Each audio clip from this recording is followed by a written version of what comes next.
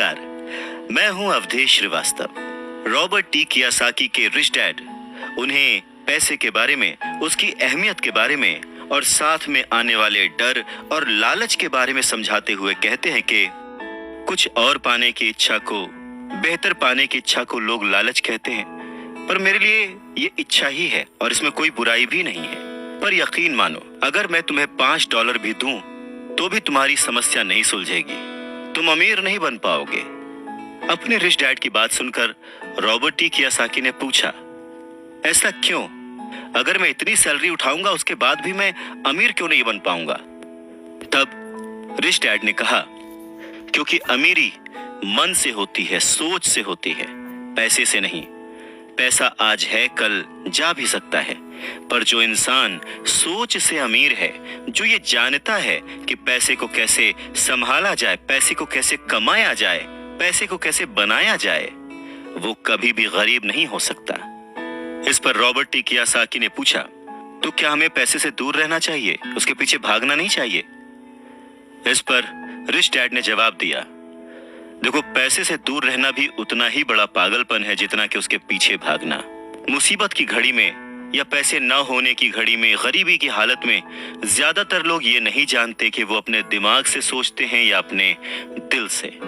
आपकी भावनाएं तो आपकी ही रहेंगी, पर मुसीबत के वक्त दिल से नहीं, दिमाग से सोचना भी आना चाहिए। अक्सर लोग जब नौकरियां छोड़ते हैं, अक्सर लोग जब अपने बॉस की बुराई करते हैं, अक्सर लोग जब अपनी मुसीबतों के पहाड़ की बात करते हैं, तो वो अपने दिल से सोच रहे होते हैं, क्योंकि जो दिमाग से सोचता है वो हमेशा अपनी तरक्की के बारे में सोचता है। वो इस डर से नहीं सोचता कि उसकी नौकरी चली जाएगी।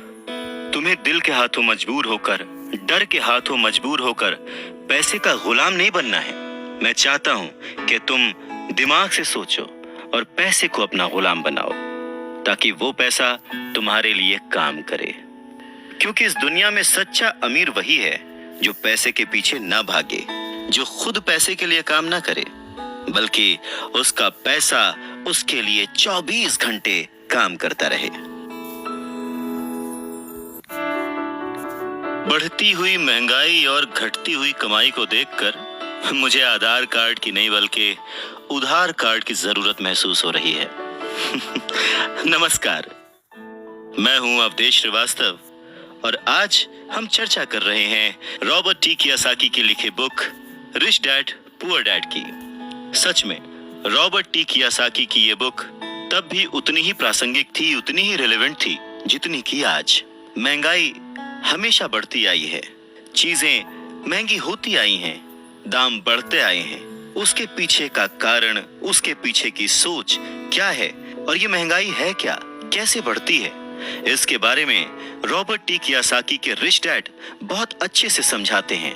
वो कहते हैं कि जितना ज्यादा हम पैसे कमाते हैं उतना ही ज्यादा उसके खोने का डर हमारे अंदर बढ़ता जाता है। पैसे के साथ जो डर आता है, पैसे के साथ जो लालच आता है, वही हमें पैसे के पीछे भगाता है और हमें पैसे का गुलाम बनाता है। हमें ये समझने की जरूरत है कि इस लाइफ की जरूरतों में हम सब बंधे हुए हैं। हम सब अपने परिवार को चलाने के लिए, अपनी डेली नीड पूरी करने के लिए, अपने शौक पूरे करने के लिए दिन ब दिन पैसे के पीछे भागते रहते हैं। धीरे धीरे ज्यादा पैसा कमाने की इच्छा करते रहते हैं। पैसा कमाना गलत नहीं है, पर पैसे कमाने के पीछे की नीयत, उसका सही होना जरूरी है। और वो नीयत ही है जो इस समाज में महंगाई बढ़ाती है, और वो नीयत ही है जो इस समाज में डिसबैलेंस पैदा करती है। एक छोटे से एग्जाम्पल से इस बात को समझा जा सकता है कि एक डॉक्टर जो अपने परिवार को ज्यादा खुशी देना चाहता है, अपनी फीस बढ़ा देता है। उसकी फीस बढ़ने की वजह से सारी मेडिकल फैसिलिटीज, स्वास्थ्य सुविधाएं सब महंगी हो जाती हैं। अब इससे गरीब लोगों को सबसे ज्यादा नुकसान पहुंचता है। इसलिए गरीब लोगों का स्वास्थ्य अमीर लोगों से ज्यादा बुरा होने लगता है। अब क्योंकि डॉक्टर्स ने अपनी फीस बढ़ा दी है, इसलिए लॉयर्स ने भी अपनी फीस बढ़ा दी। लॉयर्स ने अपनी फीस बढ़ा दी तो स्कूल टीचर भी अपनी तनख्वाह बढ़ाना चाहते हैं, और यह सिलसिला बस यूं ही चलता रहता है। जल्द ही अमीर और गरीब होता जाता है, और इतना बड़ा अंतर दोनों के बीच आ जाता है कि सोशल डिसबैलेंस पैदा हो जाता है। रिच डैड की बात सुनकर रॉबर्ट टी कियासाकी ने उनसे पूछा, डैड क्या कीमतें बढ़नी नहीं चाहिए? इस पर रिच डैड ने जवाब दिया, अच्छी तरह से चल रही सरकार और एक शिक्षित समाज में तो नहीं बढ़नी चाहिए, कीमतें दरअसल कम होनी चाहिए। जाहिर है कि ऐसा केवल सिद्धांतों में ही होता है, आइडियली ऐसा होना चाहिए, पर प्रैक्टिकली ऐसा नहीं होता। कीमतें अज्ञान से पैदा हुए लालच और डर के कारण होती हैं, जैसा कि मैंने तुम्हें बताया। अगर स्कूल्स में मनी के बारे में, पैसों के बारे में सिखाया जाता तो लोगों के पास ज्यादा पैसा होता और बाजार की कीमतें भी कम होती।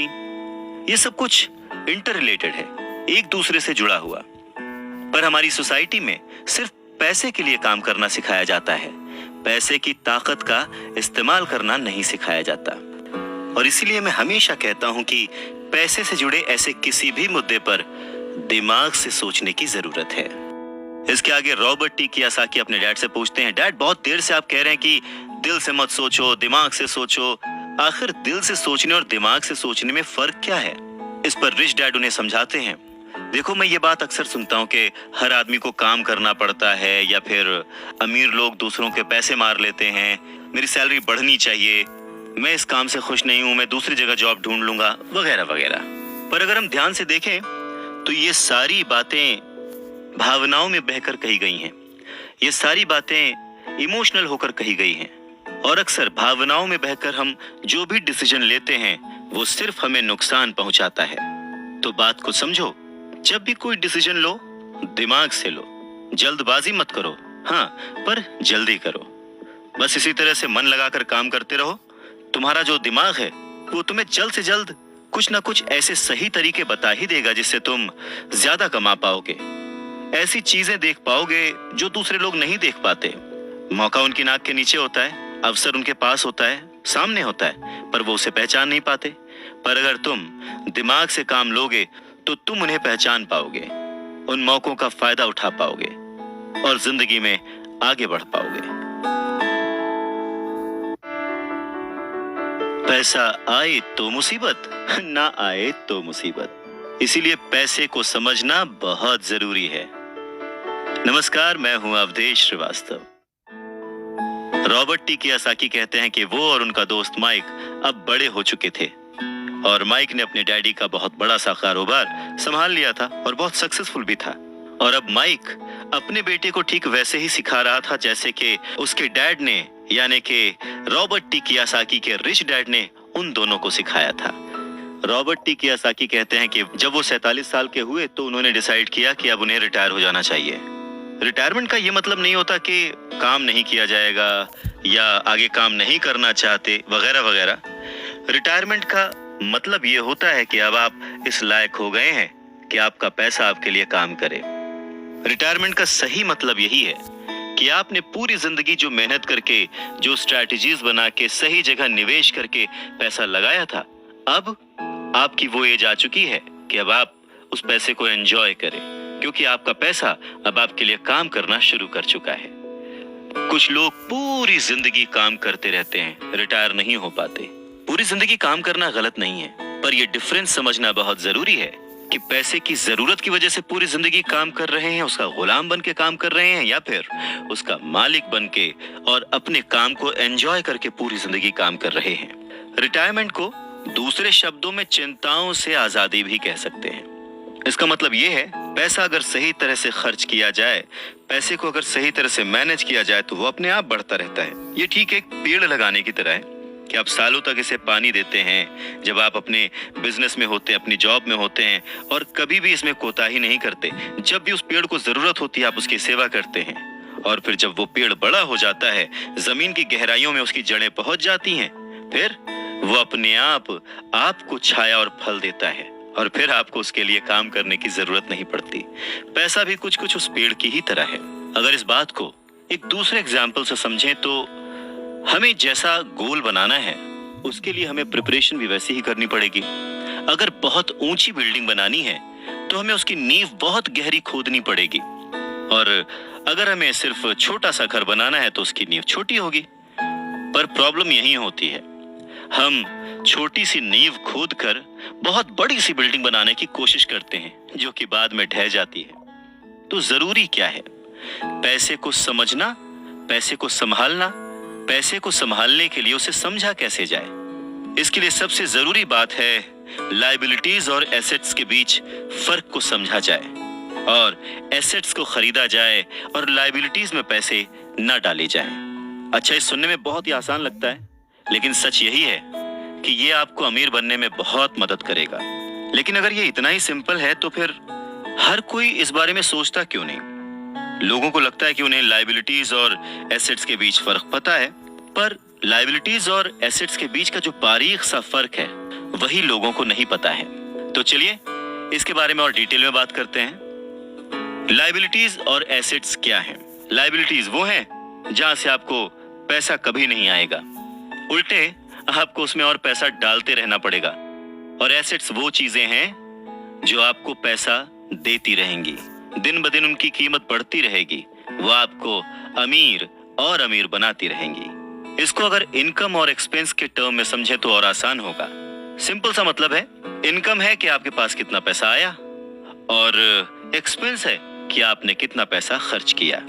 तो जब भी ऐसी कंफ्यूजन हो, सही तरीका यह है कि एक बैलेंस शीट बनाएं जिसमें अपने एसेट्स और लायबिलिटीज जरूर लिखें।